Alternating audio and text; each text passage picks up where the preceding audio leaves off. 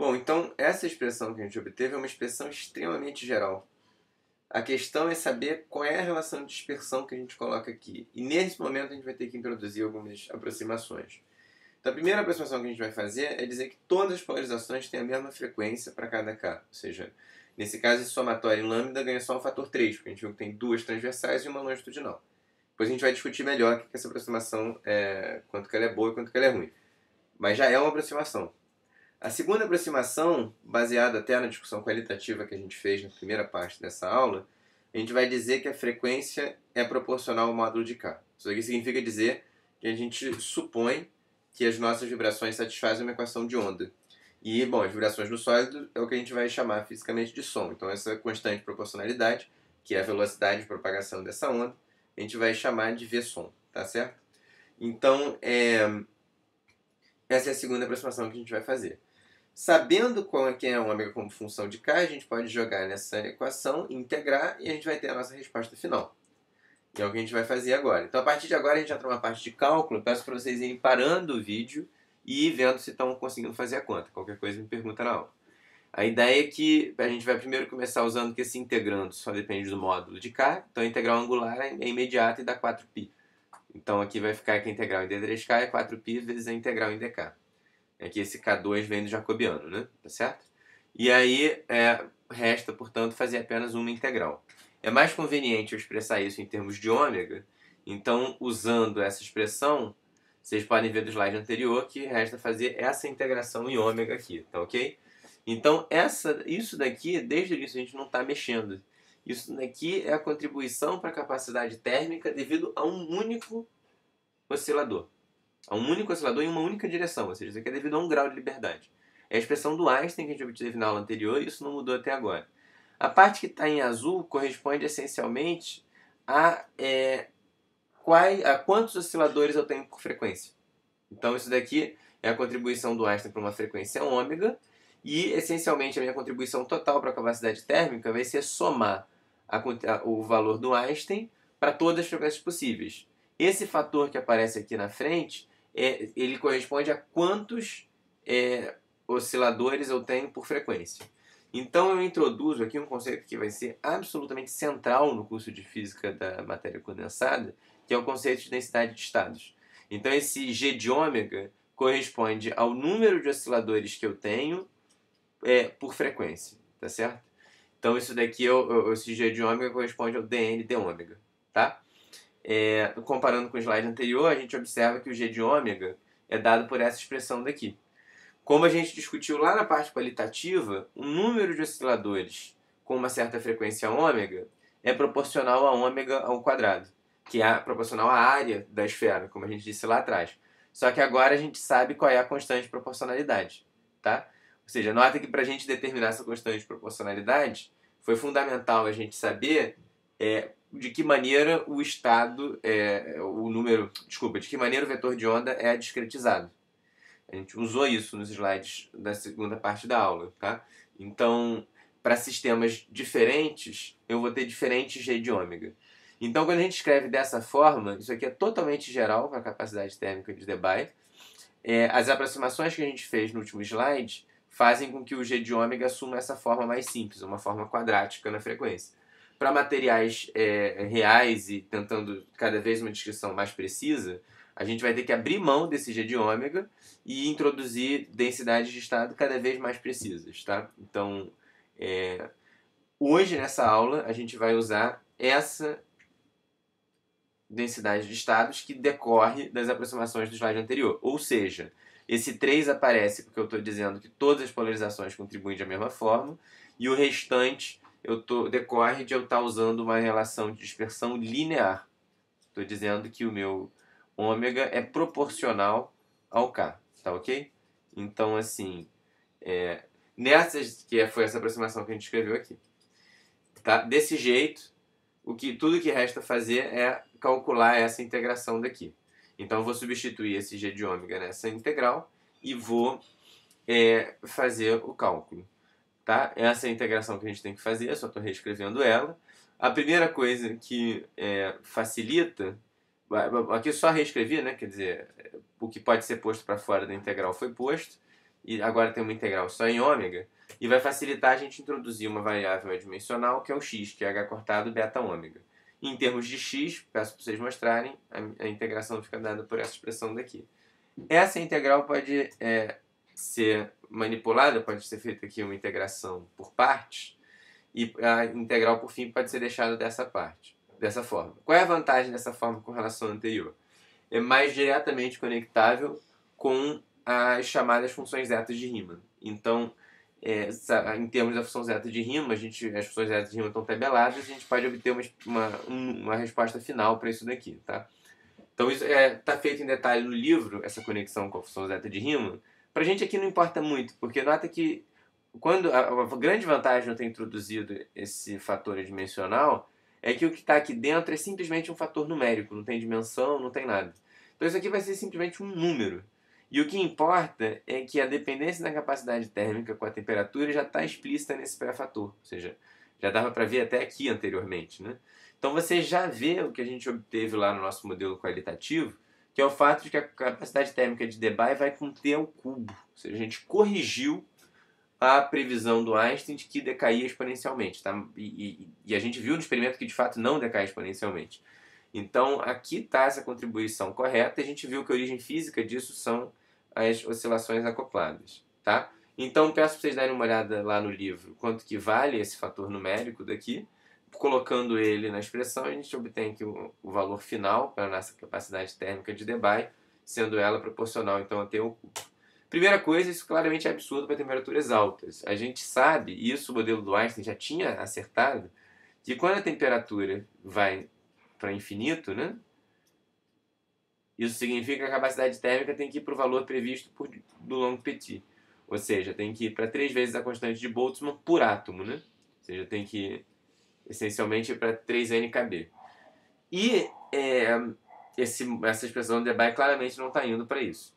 Então o que está acontecendo de errado? Vamos voltar para a expressão que a gente tinha. E aqui está escrito de uma maneira bem geral. Essa integral de d ômega g de ômega, se eu pensar só nessa integral, isso daqui dá um número de modos completos. Então se eu estou integrando para todas as frequências, eu estou pegando, na verdade, infinitos modos. E eu sei que não tem infinitos modos disponíveis. Compare aqui com o caso do Einstein. Eu tenho 3N modos. Isso o Einstein fez certo desde o início. Tem 3N modos, só que o Einstein disse que todos eles têm a mesma frequência. Eu tenho que agora ter 3N modos com frequências distintas. Então, a relação de dispersão não pode ser... Desculpa, a relação de dispersão não. A densidade de estados não pode ser parabólica.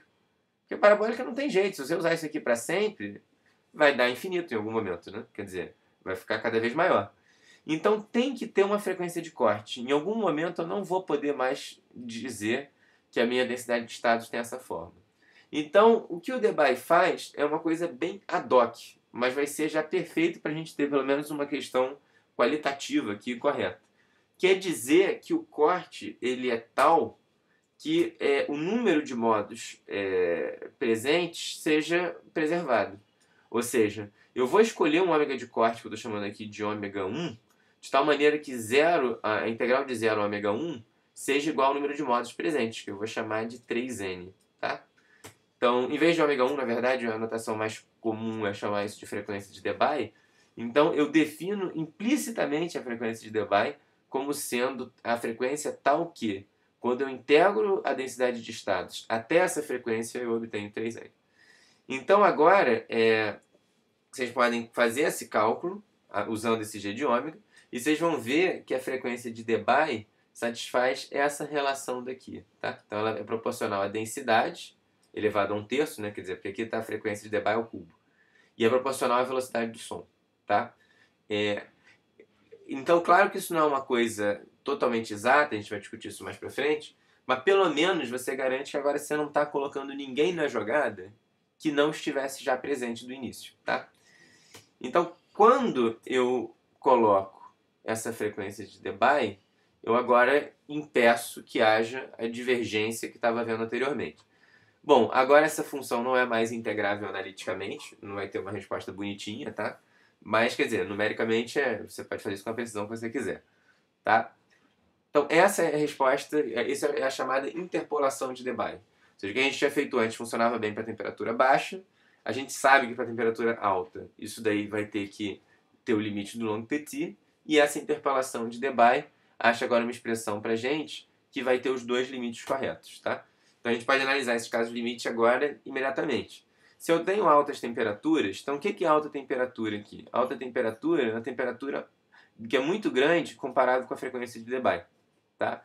Então, se isso acontece, se essa temperatura é muito alta comparada com a frequência de Debye, para todos os efeitos práticos, eu posso, nesse caso, eu posso trocar essa expressão, como a gente viu, simplesmente por KB. A gente viu isso lá na aula anterior. Essa integral daqui, então, como a direita ficou só KB, o KB pode pular para fora da integral e essa integral daqui fica 3n. Então deu exatamente a lei do longo petit, como esperado. Então não é à toa que a gente introduziu esse corte daqui. Tá ok? Então isso para temperaturas altas. Para temperaturas baixas, aí a gente viu já o que acontece. A gente obtém, nesse caso de temperaturas baixas, a expressão da capacidade térmica de Debye. Porque nota que para temperatura baixa, o ômega de Debye é como se fosse muito grande. Então eu posso trocar esse limite de integração por infinito. E essa é exatamente a conta que a gente fez. Então a gente obtém essa resposta daqui. Ou seja, para temperatura baixa, a capacidade térmica vai com T ao cubo. Para temperatura alta, ela satura na previsão de Dulong Petit. Tá? Uma maneira conveniente de escrever essa expressão é introduzindo a chamada temperatura de Debye, que é dada por H cortado ômega de Debye sobre KB. Então, a temperatura de Debye é uma grandeza muito importante para os sólidos. Ela te dá a ordem de grandeza de temperatura, a partir da qual você pode considerar essencialmente o seu sólido como obedecendo a lei do Long Petit. Tá? Então, quando a gente falar em fônons, novamente essa temperatura de Debye vai desempenhar um papel muito importante para a gente. Ela está ligada, então, sempre com a resposta térmica do material. Estar numa temperatura de Debye alta significa que, para todos os efeitos, as transições de vibração que você tem vão ser um contínuo. Você não vai perceber os níveis discretos. Estar numa temperatura de Debye baixa significa que você tem que tratar realmente como quântica essas oscilações. Tá? Essa é a ideia. Só que o modelo de Debye é melhor do que o de Einstein, não só porque corrige falha desses no limite de baixas temperaturas, mas também porque o modelo de Debye não possui parâmetros livres. Então, essa temperatura de Debye, como a gente viu aqui, ela é determinada pela frequência de Debye. E a frequência de Debye não é determinada por um ajuste, como era no caso de Einstein. A frequência de Debye é determinada pela densidade e pela velocidade do som. E são duas coisas que a gente conhece por experimentos independentes. Então, o modelo de Debye tem essa enorme vantagem, que é o fato de que ele é melhor, que ele não tem nenhum parâmetro livre. Tá ok? Então, o que acontece é que, no caso do modelo de Debye, eu posso, de primeiros princípios, calcular aqui a temperatura de Debye. Por caso da prata, isso daqui vai dar 215 Kelvin. Nota que a temperatura de Debye é diferente da temperatura de Einstein. A temperatura de Einstein, na verdade, ela sempre subestima o valor da temperatura de Debye. Por que acontece por que a temperatura de Einstein subestima a de Debye? Porque o modelo de Einstein, na verdade, tem uma frequência só. Então, o que acontece é que esses dados experimentais aqui para baixas temperaturas, eles sempre vão ficar mal descritos por Einstein. Então, para você tentar descrever um pouco melhor esses dados a baixa temperatura, você faz com que a exponencial ela vá a zero para valores menores de temperatura. Então, isso faz com que o fit que você faz, o ajuste de curva que você faz, te dê uma temperatura de Einstein que é menor do que a temperatura de Debye. Tá? Agora, tem várias críticas também ao modelo de Debye. Essa introdução do corte de frequência é totalmente ad hoc. Então, se você quiser fazer uma descrição de primeiros princípios, você vai ver que a densidade de estados, ou seja, o nosso G de ômega, não é parabólico sempre. Ou seja, o que o Debye fez foi, se eu tivesse infinitos modos, simplesmente o meu G de ômega seria uma parábola. Aí o Debye foi aqui e falou e cortou. Falou assim, para frequência maior do que isso não existe, não tem nada daqui. Só que na vida real não é assim. Na vida real é muito mais complicado. A gente mais pra frente vai estudar um pouquinho, alguns detalhes dessa figura. Por enquanto vocês não precisam entender isso. Mas o importante é que a figura é bem mais esquisita do que estava lá. Para frequência baixa, de fato, você obtém a previsão do Debye. Mas depois fica uma zona e acontece que realmente existe em algum lugar um corte, ou seja, existe uma frequência máxima a partir da qual você não tem estado nenhum. Então aqui está o G de ômega para o diamante, tá certo? Por que, que o Debye acabou fazendo essa discussão toda ad hoc? Porque o Debye usou para a relação de dispersão que o ômega de K vai ser K vezes a velocidade do som. Lembrem que quando a gente diz que a relação de dispersão tem essa forma, a gente demonstra que o G de ômega é parabólico. Isso a gente viu na aula de hoje. Então, na realidade, o que está errado no modelo de Debye é que essa relação de dispersão não vale sempre. Ela vale apenas para frequências baixas. Colocando de outra forma, ela vale apenas quando a gente tem comprimentos de onda bem altos. Apenas quando os comprimentos de onda são muito altos é que eu posso usar essa relação de dispersão daqui. Isso faz sentido, porque essa relação de dispersão, como a gente comentou na nossa digressão de física básica, é o que sai de uma teoria clássica do som. Classicamente, o som obtém uma equação de onda, que ela dizer que o D'Alembertiano é zero, né, da pressão, e aí toda equação de onda tem a relação de dispersão linear. Vocês viram isso em eletromagnetismo também. O ponto é que para você poder usar a discussão clássica, você tem que estar no regime de comprimento de onda muito grande. Aqui, quer dizer, comparado aí, a escala de comparação aí sendo o fato de que a matéria discretizada tem uma separação, ou seja, não está no contínuo, você tem uma separação entre os átomos que é da ordem de A. Então, quando você começa a ir para frequências maiores, ou seja, para comprimentos de onda menores, chega uma hora que você se divorcia da clássica. Ou seja, você não pode mais escrever uma equação de onda. Não faz mais sentido falar num campo de pressão contínuo, numa densidade contínua. E nesse regime, você não tem mais, portanto, a relação de dispersão linear. E, portanto, você também não tem o G de ômega como sendo parabólico. Então você vê que, de fato, a vida fica bem mais complicada. Tá? Então isso, em algum momento ao longo do curso, a gente vai melhorando. Segunda coisa, que a nossa relação de dispersão ela é muito idealizada, pelas razões que a gente disse ainda agora, né, da clássico quântico. E em alguns casos, se você quiser achar a relação de dispersão, basta você levar em consideração que ela abaula aqui para comprimento de onda pequeno. Então, nota que quando K fica grande, você de fato tem um desvio da relação de dispersão linear, conforme a gente falou no slide anterior. Mas não é só isso que a gente tem de idealização, quer dizer. Se a gente olha para o diamante, a coisa pode ser bem mais complicada. Você olha para essa relação do ômega com o K aqui e fica bem mais complexo. A gente vai entender algumas coisas desse gráfico melhor ao longo do curso, tá? Então é só para dizer que realmente usar essa relação de dispersão é extremamente idealizado. Agora, para comprimentos de onda grandes, ou seja, para K pequeno, isso é verdade. K pequeno nesse gráfico pronto, aqui é o próximo gama. Desculpa, é próximo ao ponto gama. Você vê que aqui próximo realmente é linear a relação de dispersão. Tem duas retas aqui, o que está ligado com uma outra idealização. A gente atribuir a mesma velocidade do som para onda longitudinal e para onda transversa não é bom. Na verdade, eu teria uma relação de dispersão diferente para onda longitudinal e uma relação de onda diferente para onda transversa, com velocidades diferentes. Tá?